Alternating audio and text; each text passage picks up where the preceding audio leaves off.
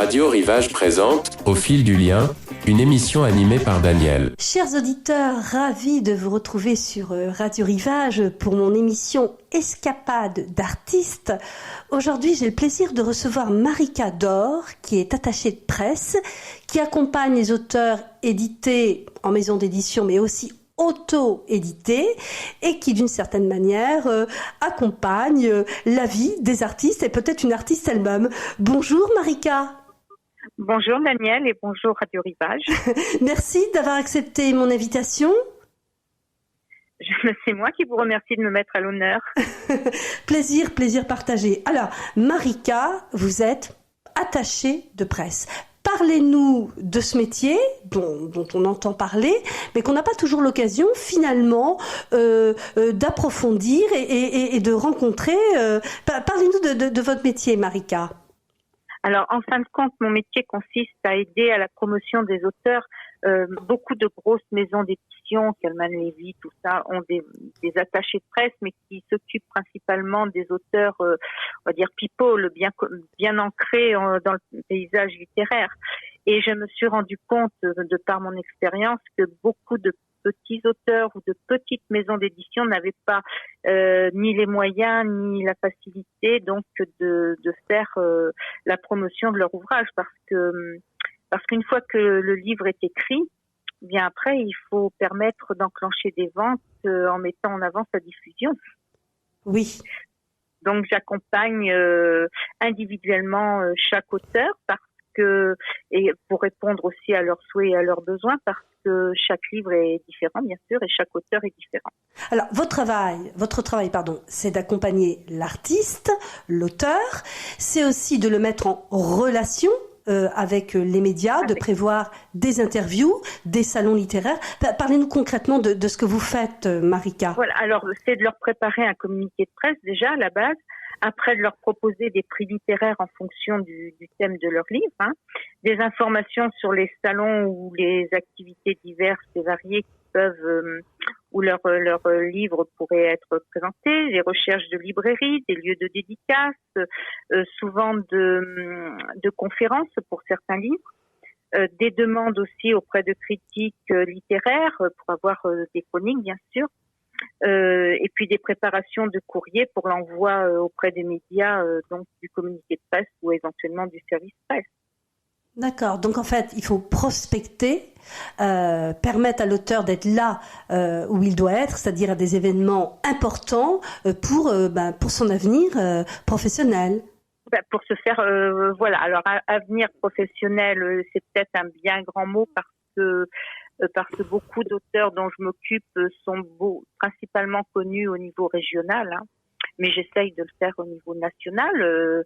J'ai déjà eu certains petits succès, on va dire. Alors, donnez-nous des exemples, Marika. Alors, j'ai eu, par exemple, Rémi Bellhomme qui est arrivé second au prix Jean-Jacques Rousseau, juste derrière, à 2 points près, juste derrière Pierre Nora. Très bien. Donc c'était quand même c'était très satisfaisant et pour lui et pour moi de voir son talent reconnu parce que il faut dire que les grandes maisons d'édition comment expliquer ça en 2 mots choisissent beaucoup un auteur, elles reçoivent tellement de manuscrits qu'elles sont obligées de faire une sélection et beaucoup d'auteurs donc ne sont pas sélectionnés, bien sûr ne sont pas retenus, donc s'auto-éditent ou se tournent vers des petites maisons d'édition alors que parmi eux il y a des perles. Oui. Alors, en fait, vous accompagnez l'auteur, donc vous partagez aussi leur stress, leur questionnement, leurs espoirs, oui, tout. Donc en fait, il faut une relation de proximité et pour les artistes qui vous confient leur œuvre, c'est très intime comme relation. Ah oui, avec la plupart de mes auteurs, je suis, on va dire, devenue amie. Oui. Je suis une amie parce qu'on rentre un petit peu dans la vie privée, surtout que beaucoup de livres, c'est un petit peu comme un film des fois. Beaucoup y mettent de leur vie personnelle. Oui, donc vous êtes une confidente également. Un petit peu, on va le dire comme ça. On peut le dire. Alors, comment vous est venue, Marika, on peut dire, vocation, je ne sais pas si c'est le mot, mais comment en êtes-vous arrivé à choisir ce métier d'attaché de presse? Alors, au départ, moi, j'ai une formation de commerciale. Mais j'ai toujours vécu avec les livres, c'est héréditaire dans la famille du côté maternel. Et d'ailleurs, mes parents m'offraient toujours un livre à Noël, aux anniversaires, un ou plusieurs livres. Et il y a une quarantaine d'années, j'ai ma sœur Natacha, qui est aujourd'hui décédée, a créé une maison d'édition. Donc cela a été un petit peu l'engrenage, puisque à l'époque c'était non officiel. Elle me passait, donc elle démarrait, donc elle me donnait les manuscrits qu'elle recevait. Je devais savoir si on donnait une suite ou pas. Et ensuite, je suis devenue carrément salariée de la maison d'édition, qui malheureusement, suite au décès de ma sœur, n'existe plus depuis une dizaine d'années. D'accord. Donc à ce moment-là, à ce moment-là, j'avais tous mes listings, j'avais tous les codes pour aider les auteurs, parce que c'est ce qui manquait justement, c'est ce qui manque aux petites maisons d'édition, d'avoir quelqu'un qui s'occupe de suivre les auteurs, d'être proche d'un auteur. Ou alors après, ils font appel à des attachés de presse parisiens, entre guillemets, qui leur prend une petite fortune pour avoir les mêmes résultats ou pas de résultats. Alors, quel était le nom de la maison d'édition de votre sœur? Alors, la maison d'édition s'appelait Les Deux Encres. Les Deux Encres. D'accord, très très joli titre. Oui, oui. Donc en fait pour vous c'était aussi sans doute la volonté de perpétuer la mémoire de votre sœur et tout ce qu'elle avait mis dans ce projet extraordinaire. Alors oui, il y a un peu de ça, mais c'est surtout que quand elle est tombée malade, la maison a fermé et que il fallait bien que je continue à travailler. Donc j'avais tous mes listings, j'étais propriétaire de tous mes listings, de tous mes contacts, de tous les codes pour développer. Donc je me suis installée en tant qu'auto-entrepreneur et puis j'ai proposé mes services aux auteurs qui étaient en manque justement et à certaines maisons d'édition. D'accord. Alors, pour être attaché de presse, bon, vous lisez les livres, vous découvrez, vous êtes à l'affût de nouveaux auteurs peut-être, et puis aussi c'est un travail entre guillemets de terrain. Pardon, je sais pas. Et c'est un métier c'est un travail de terrain, c'est-à-dire qu'il faut aller à la rencontre des personnes. Ah oui, alors je travaille beaucoup par téléphone puisque ça fait quand même quelques années que je fais ce métier. Pour moi, c'est pas vraiment un métier d'ailleurs. C'est quand on dit que je travaille, non, c'est une passion. Donc je peux pas dire que que je me lève le matin en me disant aujourd'hui il faut que je travaille. Non, j'ai cette chance-là de faire ce que j'aime et c'est hyper important. En plus, je travaille de chez moi, donc il y a des avantages et des inconvénients, mais j'ai cette chance-là et donc oui, c'est toujours un travail parce que chaque livre étant différent, chaque auteur, les attentes de l'auteur sont différentes aussi, donc il faut s'adapter. Oui. Vous avez un auteur qui ne pourra peut-être pas se déplacer, donc il faudra vraiment avoir de l'imagination pour le faire connaître autour de chez lui, ne serait-ce qu'autour de chez lui. Et il y en a qu'il faut encourager à partir parce qu'un livre, parce que le problème d'un auteur, c'est qu'une fois qu'il a publié son livre, qu'il a réussi à s'auto-publier ou à trouver une maison d'édition, après, il pense que ça y est, c'est gagné. Le livre est sur papier et c'est gagné. Et malheureusement, non. Tout commence en fait. Dès la publication, tout commence. Voilà, tout commence et il faut pas. Alors moi, j'ai beaucoup d'auteurs qui me disent ah oui, mais la maison d'édition, elle ne fait rien. Alors la maison d'édition, les trois quarts sont en petite maison d'édition. Il faut savoir qu'ils n'ont pas forcément les moyens de salarier une personne. Moi, Les Deux Encres avaient eu cette chance-là. J'étais salariée, elle s'était donné les moyens de salariés. Mais il y a beaucoup de petites maisons d'édition qui n'ont pas les moyens donc de salariés et les auteurs doivent se débrouiller tout seuls. Alors l'éditeur fait ce qu'il peut, mais voilà, des fois il n'y a pas grand-chose derrière, quoi. D'accord. Donc en fait, il faut du temps. Il faut pouvoir aussi être à l'écoute de chaque auteur. Vous travaillez pour combien d'auteurs, Marika ? Là, j'en ai une petite dizaine. Parce que en fin de compte, c'est un contrat qui court sur un an. Bon, je dépasse largement.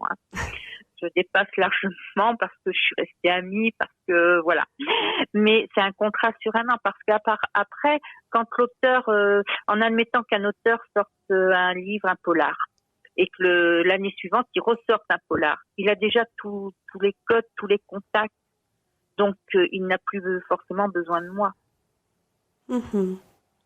Mais il y a aussi l'accompagnement, comme on le disait au départ de notre entretien, un accompagnement aussi psychologique et qui permet aussi de mettre en interface l'artiste. Ah oui, tout à fait. Là, j'ai un auteur qui déprime. Il vient de s'installer dans une nouvelle région. Le contrat est juste passé. Donc, bien sûr, on arrive en fin d'année. Les salons sont complets. Et ses premières interventions, on va dire, vont commencer dans le mois de décembre. C'est déjà bien. Mais il déprime un petit peu parce qu'il pensait arriver et puis de suite, allez hop, ça y est, tout le monde va lui ouvrir les portes, les salons. Et non, il faut s'y prendre des fois 1 an à l'avance. Alors, quelle est la première attente d'un artiste? Alors, moi, je parle d'un auteur. Un auteur, lui, il va vouloir vendre. Les 3/4 pensent, et ça, et je leur explique bien, les 3/4 pensent qu'à partir du moment où ils ont publié leur livre, ça y est, il va se vendre à des milliers d'exemplaires. Et malheureusement, je l'espère de tout cœur à chaque fois, mais ce n'est pas ça. C'est pas tout à fait ça. Alors, il faut prendre des contacts, il faut se faire connaître. Et après avoir un lectorat fidèle. D'accord. Voilà, c'est la première chose. Alors, c'est pas que je les décourage, au contraire, je les encourage. Mais il faut leur ouvrir les yeux. Moi, j'ai vu sur des salons des auteurs qui disaient à un autre auteur, moi j'en vends des dizaines et des dizaines. J'en connais pas beaucoup sur un salon, un auteur inconnu qui vend des dizaines et des dizaines. Faut être réaliste. Alors bien sûr, après l'auteur me dit mais moi je suis démoralisée. Je vends pas. Mon voisin me dit qu'il a fait tel et tel salon, qu'il en a vendu, je sais pas combien, qu'il en est à des milliers d'exemplaires vendus. Ça se saurait. C'est vrai. Alors, il y a un décalage entre les espoirs des auteurs, avec aussi l'environnement dans lequel nous vivons, c'est-à-dire avec le nombre de médias qui existent, et aussi les sollicitations pour le public. Comment vous arrivez à gérer tout ça, à expliquer aux auteurs que, eh bien voilà, on est dans un monde ultra connecté, que c'est pas si simple finalement de vendre un livre?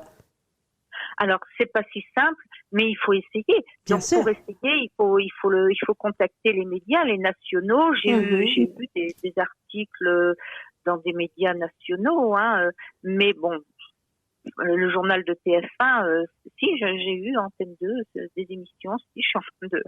Mais c'est rare, quoi. Et c'est pas pour ça que l'auteur va vendre derrière. C'est pas pour ça que le public répondra présent. Donc déjà, moi, je lui conseille, je travaille sur le terrain autour de chez lui, dans son département et dans sa région. Après, une fois qu'il est bien implanté dans la région, on déborde. J'appelle ça faire un peu l'escargot, on tourne. Voilà. Pas à pas, en fait. Alors, est-ce que pour un auteur, finalement, le déclic, c'est pas d'entrer en résonance avec un thème actuel de société ou une émotion que nous pouvons tous partager? Qu'en pensez-vous, Marika? Alors, moi, j'ai vécu donc la Covid. J'ai eu des auteurs qui m'ont appelé, qui cherchaient une maison d'édition. On a écrit un livre sur la Covid. J'ai entendu que de ça. Il y en a tellement que sans réelle maison d'édition derrière avec une couverture nationale, ça servira à rien du tout. Et je les ai d'ailleurs pas pris et j'en ai plus jamais entendu parler. Je pense qu'ils sont pas. Donc les thèmes actuels sont bien, mais il faut pas trop appuyer dessus. D'accord. Faut pas. Là, on parle beaucoup du problème de l'inceste, des femmes. Alors tout le monde va sauter sur le sujet, quoi, pour écrire un livre. C'est pas pour ça que le livre se vendra. Bien sûr. Alors, on parle je vous parlais de résonance avec un sujet actuel, mais peut-être plus important encore, c'est l'accroche. avec le public. Voilà, moi j'ai eu un livre qui m'a marqué. Alors Virginie Rouquette, par exemple, qui a écrit Juste un cœur. Donc Virginie est devenue une amie très intime d'ailleurs. C'est une amie. Juste un cœur, c'est sur les greffes, sur les greffes du cœur. Voilà. On veut rester en vie, donc c'est un vaste sujet. Hein. C'est le don d'organes. Là, vous avez vous sortez, comment dire, c'est pas très actuel, on va dire, comme sujet. On en parle, mais sans plus, quoi. Alors, l'accroche avec le public, ça dépend aussi de l'auteur lors des salons littéraires. C'est important qu'un lien se crée. Voilà, un auteur, bien sûr, et je l'ai vu, je l'ai vécu, un auteur qui va faire un salon, qui va se déplacer, qui va faire quelques kilomètres des fois pour faire un salon, et qui va être la tête baissée sur son portable derrière son stand, n'approchera pas le public. Voilà. Et le public n'approchera pas non plus. Oui, mais c'est tout bête comme information, mais c'est à déconseiller. Et sur un salon, comme je dis aux auteurs, sur un salon, c'est pas de vendre parce que beaucoup y vont pour vendre.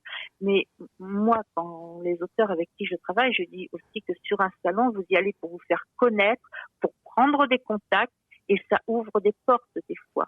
Ça élargit. Oui. Tout à fait, être présent à son public. C'est vrai que lors des salons littéraires, quand on a l'habitude d'y aller, on se rend compte parfois que effectivement il y a une pile de livres, il y a l'auteur derrière, et puis on sent que ils sont contraints avec la contrainte qu'ils se mettent eux-mêmes de vouloir vendre leurs livres, ce qui peut se comprendre, et en même temps ils passent à côté d'un rendez-vous, comme s'il y avait un rendez-vous manqué avec le public. Qu'en pensez-vous ? C'est exactement ça. C'est exactement ça. Moi, alors j'ai plusieurs sortes d'auteurs, bien sûr, hein, les comportements sont différents, mais il y a des auteurs qui préfèrent vendre 3 livres sur un salon au lieu d'en vendre 5, mais qui auront pris le temps d'aller à la rencontre de leur lectorat, et puis après ça fait boule de neige aussi. Hein. Et le salon suivant, s'ils ressortent un livre et qu'ils reviennent au même endroit, leurs lecteurs répondent présents aussi. Oui, oui. Mais il y a aussi, Marika, l'importance du changement intérieur aussi pour un artiste. C'est-à-dire comprendre ce qui est important qu'il mette en lumière, ce qu'il puisse exprimer comme émotion, pour provoquer l'attachement avec son public. Oui, alors oui, c'est important, mais après ça dépend du livre. Hein. Si vous écrivez un polar, par exemple, c'est par rapport, je vais revenir au livre de Virginie Rouquette, par exemple, le Juste un cœur, c'est totalement différent. Donc l'approche avec le public n'est pas le même, parce que dans un polar, les 3/4 du temps, il n'y a pas une émotion personnelle. Et encore. C'est assez rare. C'est assez rare, je veux dire. Voilà. D'accord, donc pour vous, ça dépend effectivement du sujet, du livre qu'on va présenter. Alors, Marika, quel est votre quotidien ? Parlez à nos auditeurs de Radio Rivage de votre journée type d'attaché de presse. Alors, une journée type, c'est quasiment la journée sur l'ordinateur. Sur l'ordinateur et au téléphone. Donc, sans téléphone, sans ordinateur, je suis malheureuse. Je ne peux pas travailler. Parce que ce sont des contacts téléphoniques, ce sont des appels, pour telle ou telle médiathèque, pour un média, pour plein de choses. Et puis, c'est toujours remettre aussi mes listings à jour. Parce qu'un journaliste qui travaille pour tel média, je vous dis, j'ai commencé il y a pas mal d'années maintenant. Hein. Donc, ce journaliste n'est plus d'actualité. Je sais que PPDA avait parlé d'un livre de Katia de Brinon, un super livre d'ailleurs, un super livre sur le viol, l'abandon, sur l'inceste dans le milieu familial, tout ça. Mais PPDA ne présente plus son émission. Oui. Donc vous voyez, c'est toujours à remettre à remettre, tous les listings sont à remettre au goût du jour. Donc j'ai du travail. Voilà, là j'étais au moment où vous m'avez téléphoné, j'étais sur mon listing des médias parce que j'étais en train de changer 2 ou 3 noms. Alors, il faut actualiser donc vos listings. Les médias changent beaucoup de présentateurs, d'émissions, donc c'est un rythme aussi effréné. Il vous faut suivre ce rythme et votre voix est un outil. Ah ben, je sais pas, c'est ce que l'on me dit, ma voix est un outil, oui, ça c'est primordial de toute façon parce que si vous ne contactez pas les personnes, les mails tombent souvent aux oubliettes de toute façon. On a beau contacter, voilà, il faut relancer. Faut pas hésiter. Alors, ce travail, effectivement, vous nous dites, voilà, je m'occupe de mes listings sur ordinateur, j'écris beaucoup de mails, je prends des contacts. Et puis, aussi pour vous, en tant qu'attaché de presse, quand vous décrochez votre téléphone, la rencontre avec les journalistes. Parlez-nous un peu de, quand vous téléphonez, par exemple, à une chaîne de télévision ou de radio, un journaliste, comment se passent les entretiens? Quel est le plus difficile? Je n'ai jamais les journalistes en direct. Ah. J'ai passé une auteure est passée chez Morandini. On a toujours son attaché de presse. J'ai rarement, voilà. J'ai rarement attaché de presse. Donc indispensable relais, courroie de transmission. Voilà, je pense à Morandini parce que je sais pas, ça me vient à l'esprit là. Là, je contacte. C'est pareil, je sélectionne les médias par rapport au sujet du livre. Donc, mais on n'a jamais le journaliste en direct. C'est très très rare. Je peux avoir le mail, mais je n'ai pas le contact. Enfin, j'en ai, mais c'est rare. Alors, Marika, comment faites-vous pour communiquer? Vous avez une page Facebook. Est-ce que vous avez aussi votre communication personnelle? Pas du tout. La page Facebook, c'est une vitrine, on va dire, parce que tout le monde est sur Facebook, surtout, moi, par rapport aux auteurs avec qui je travaille, la tranche d'âge va de 40 ans à 70 ans, donc c'est surtout Facebook, plus TikTok et tous ces autres réseaux. Donc moi, c'est le bouche à oreille. Bouche à oreille. Beaucoup d'auteurs reviennent vers moi parce qu'ils ont un livre totalement différent aussi. Donc c'est une autre communication, une autre promotion, et du coup on repart un petit peu à zéro. Et puis après c'est le bouche à oreille. Le bouche à oreille. Donc en fait le contact. Le contact. Toujours le contact. Donc ça, je sélectionne aussi le livre parce qu'un livre qui ne m'intéresse pas, ou comme je vous ai parlé là par rapport à la Covid où tout le monde voulait publier un livre sur la Covid, je sais pas, j'ai eu 5 ou 6 appels par rapport à ça. Je vois pas comment je pourrais faire. Et si je dois faire la même chose pour tous, si je les prends parce qu'effectivement, on va dire que ça va me faire un contrat et que je les prends, mais que les mêmes auront, je vais solliciter les mêmes médias, je vais solliciter les mêmes, même si c'est pas la même région, au niveau national, ce sera les mêmes médias par rapport à ça. Les magazines de santé, par exemple. Donc c'est pas intéressant ni pour l'auteur ni pour moi. D'accord, donc ça fonctionne comme ça. Oui, donc évidemment il y a des choix à faire, il y a une stratégie à mettre en place.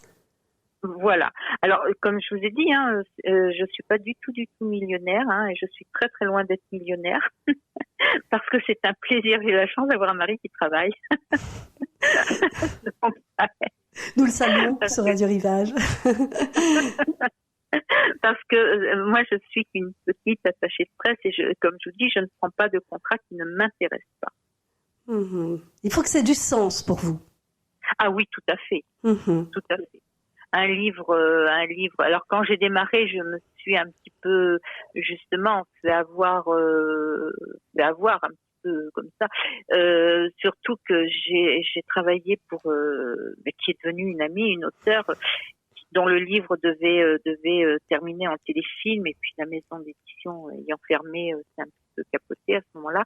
Donc j'avais des contacts et je proposais aussi de recontacter. Il y a certains livres effectivement qui peuvent terminer en film. Et je me souviens d'une qui espérait avoir le Graal par rapport à ça, comprenait pas pourquoi son livre, les réalisateurs ne l'avaient pas retenu. Enfin bon, bref. Oui, alors vous devez parfois finalement, Marika, donner de mauvaises nouvelles ou du moins essayer de faire comprendre le mur de la réalité aux artistes.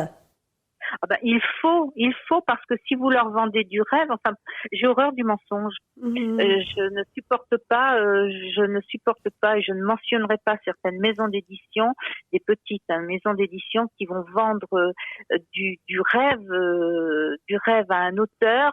Une fois que l'auteur a signé chez eux, a payé les 3/4 du temps, il paye des sommes astronomiques et il n'y a pas de résultat, il y a rien derrière.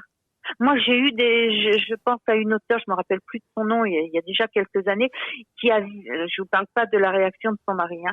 Elle a vidé leur livret A pour pouvoir se faire s'éditer, et il y a rien derrière. Il y a rien. Elle pleurait au téléphone. Oui, ça peut effectivement être tragique pour certains d'entre eux. Bien sûr. Alors, il faut écrire pour se faire plaisir. Moi, c'est ce que je dis. Écrivez pour vous faire plaisir et avec bien sûr l'espoir. Sinon, ça rimerait à rien. Mon travail ne rimera à rien.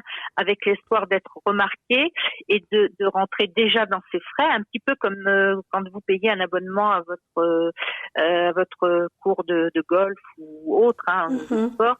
Il faut, parce qu'un auteur qui va débourser 2-3 000 euros pour se faire éditer, vous vous rendez compte combien de livres il va falloir qu'il vende derrière? Bien sûr. Surtout s'il n'y a pas de promotion derrière. Oui, il y a sans doute parfois un décalage pour certains auteurs entre la réalité et ce qu'ils espèrent. Mais vous avez raison, effectivement, le plaisir d'écrire doit être la motivation première.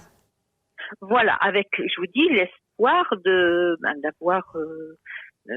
d'avoir un prix, parce que dès que vous avez un prix en plus, c'est vrai que sur un salon ça attire, vous avez le bandeau, donc c'est une reconnaissance. Oui, bien sûr. Oui, c'est beaucoup d'espoir finalement pour les artistes, voilà, mis dans leur œuvre qui dit beaucoup d'eux. Voilà, moi mon but est de leur donner la réalité du terrain, de ne pas et qu'ils rentrent déjà dans leurs frais quand ils sont dans une maison d'édition ou qu'ils soient auto-édités, que ça ne leur coûte pas un bras pour pouvoir se faire connaître aussi. Oui, donc les ramener finalement un peu vers la réalité, tout en préservant leurs rêves. Voilà, tout à fait.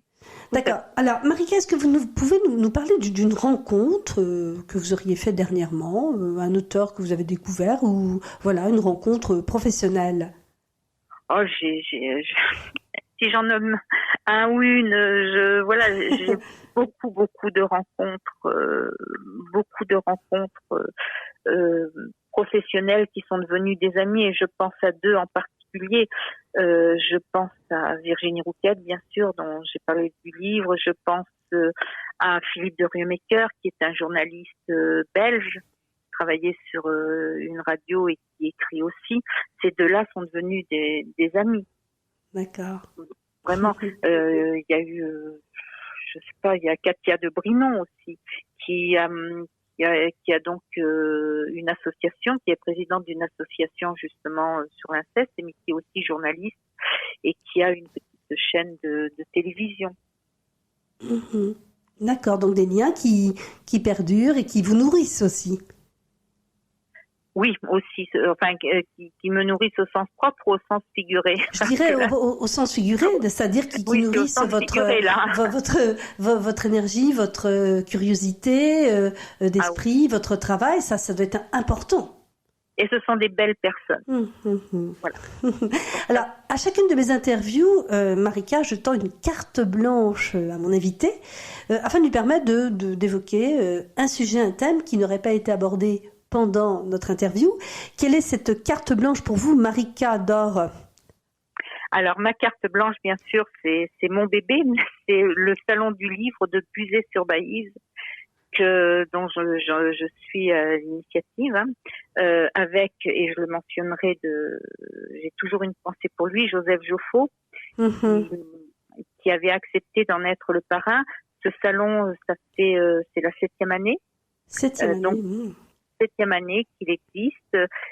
Au départ, c'était un petit salon par amitié et avec confiance. Joseph Joffo, alors pour ceux qui ne connaissent pas, c'est l'auteur de Un sac de billes. Oui, le sac de billes, un sac de billes, voilà, oui, bien sûr, oui. Voilà. Qui a été d'ailleurs le premier à reconnaître qu'il avait un auteur de l'ombre qui l'a aidé à écrire ce livre. Parce que beaucoup d'auteurs ne le disent pas, ça. Je ne donnerai pas de nom, mais beaucoup d'auteurs oublient de le mentionner. Il y a quand même derrière, des gens qui travaillent. Donc Joseph, donc Joseph avait accepté d'en être le parrain, et ce salon me tient à cœur parce que Chantal Garès, qui est la présidente et la responsable de la bibliothèque de Buzet-sur-Baïse, donc avec tous les bénévoles de l'association Culture pour tous, le fait perdurer déjà et l'enrichit tous les ans, parce qu'au départ c'était un petit salon et tous les ans nous avons un nouveau parrain, une nouvelle marraine. On a eu Juliette Nothomb, on a eu, il y a Stone qui est venu l'année dernière, c'était Stone. Il y a beaucoup d'auteurs reconnus qui viennent. Et puis elle a mis en place aussi, on a 5 bibliothèques maintenant qui participent au prix adulte. Et Chantal Garès donc s'est démenée aussi pour faire participer les écoles primaires de la communauté de communes au prix jeunesse. J'ai eu la chance d'avoir une jeune auteure dont je m'occupais, Sambatra Razorson, qui a reçu ce premier prix il y a 2 ans, je crois. Il y a 2 ans, voilà. Donc pour moi, c'était important de le mentionner parce que voilà. Et cette année, nous allons avoir Mireille Calmel en marraine. Alors, rappelez-nous le nom de la ville où a lieu ce salon. Alors, c'est le salon de Buzet-sur-Baïse, qui se trouve dans le Lot-et-Garonne, qui est situé une petite ville parce que c'est la culture en milieu rural en plus. Parce que c'est une ville qui ne compte que 1300 habitants, je crois. Donc, c'est importé parce qu'on parle toujours des grandes villes pour les salons, mais il y a des petites villes, qui vivent. Oui. Et donc, c'est à 30 minutes d'Agen, à 30 minutes de Marmande, en gros. Et donc, c'est vraiment important d'apporter une culture littéraire en milieu rural, tout simplement. Puisque les gens sont obligés de se déplacer sinon assez loin pour faire un salon. Et maintenant, en plus, ce salon s'est bien inscrit dans le paysage littéraire du Sud-Ouest. Il est devenu quasiment incontournable. Nous avons des auteurs qui viennent de Belgique. J'avais 2 auteurs dont je m'occupe canadiens, donc bien sûr, ils habitent au Canada, qui devaient venir, mais il y a 2-3 ans. Et il y a eu la Covid qui est arrivée, donc ça a été remis à une autre fois. Alors ces salons, effectivement, vous avez raison de le rappeler, sont essentiels pour à la fois les petites communes, les zones rurales. Ça crée du lien entre les habitants. Exact. Ça rend attractif les communes, et puis ça permet aux personnes de se rencontrer autour de la passion du livre et de l'écriture. Exactement, parce que sur les salons, nous avons des blogueuses aussi, qui viennent, qui expliquent, qui viennent chiner, qui viennent voir ce qui se passe. Nous avons les médias locaux. Et puis c'est important pour un auteur justement de se donner une visibilité par rapport à ça. Bien sûr, et d'ailleurs il ne faut pas oublier, chère Marika, que beaucoup d'auteurs parisiens font aussi des salons en province. Bien sûr. Evelyne Dress, que vous avez reçue, qui est une amie qui est adorable, j'adore. Que nous avons interviewée sur Radio Rivage, oui. Oui, Evelyne en a été la marraine aussi. Eh bien. Alors, j'ai mis un petit peu mon expérience. Là, justement, quand j'ai lancé ce salon, j'ai expliqué aux auteurs que d'une année sur l'autre, ils ne pouvaient pas revenir. C'est pas une question de nouveauté de livres ou tout ça, même s'ils sortent un livre tous les ans. C'est tout simplement qu'il faut étonner le public, parce qu'un auteur peut se déplacer, sauf que le public, c'est du surplace. Le public ne va pas faire 300 kilomètres pour aller voir un salon du livre. Faut être réaliste et honnête. Donc toujours créer la surprise dans votre métier. Toujours, voilà, toujours. Pas de routine qui doit aussi correspondre à votre personnalité qui aime l'inattendu. Bah, tout à fait. Moi, j'ai connu l'époque où le livre ne se vendait que dans une librairie, ne se vendait que sur un salon du livre. Maintenant, vous pouvez faire la foire à la châtaigne et avoir un stand où vous présentez votre livre. Hein. Oui, il y a beaucoup de créativité aussi dans l'organisation de ces salons du livre. Voilà, il faut toujours se remettre en question. Toujours essayer d'améliorer et toujours vivre par rapport au changement, au changement de voilà. Avant, par exemple, un auteur qui me parle d'aller au salon du livre de Paris, à part s'il n'est pas sur la grande allée, s'il n'est pas, il va payer très cher déjà. Si voilà un auteur lambda, je parle. Mais par contre, il va faire de belles rencontres aussi qui peuvent peut-être lui ouvrir des portes, mais il ne vendra pas. Alors il faut trouver l'équilibre. Voilà. Toujours. Et garder la tête froide. C'est le principal. C'est le principal. Bon, c'est sur cette comment dire phrase un peu magique, garder la tête froide, très très difficile quand on parle de passion, que nous arrivons au terme de notre interview. Je tiens à vous remercier, Marika Dor, de nous avoir fait découvrir ce métier d'attaché de presse. Je vous remercie, c'est moi. Merci beaucoup de nous avoir parlé, de vos rencontres, concrètement de ce métier indispensable pour les artistes, dans le sens où ils ont besoin d'être accompagnés. Je remercie Marie-Noël et Sophie qui m'ont aidé à préparer cette interview. Je remercie Bertrand pour le son, le montage, la technique et qui m'accompagne à chaque émission. Et je vous dis à bientôt, Marika Dor. À très bientôt et merci à toute votre équipe. Vous nous tiendrez au courant de prochains projets? Et il n'y a pas de souci. Je vous souhaite une belle journée qui ne sera malheureusement pas ensoleillée, je crois. Ah, on peut jurer de rien. Parfois, le soleil apparaît après nos interviews sur Radio Rivage. Les rayonnements reviennent très vite. Merci beaucoup, Marika, pour cet entretien vraiment plein de passion et plein d'émotions aussi, et puis de joie. Merci aux auditeurs de Radio Rivage. À très vite pour mon émission Escapade d'artistes. C'était Au fil du lien, une émission animée par Daniel sur Radio Rivage.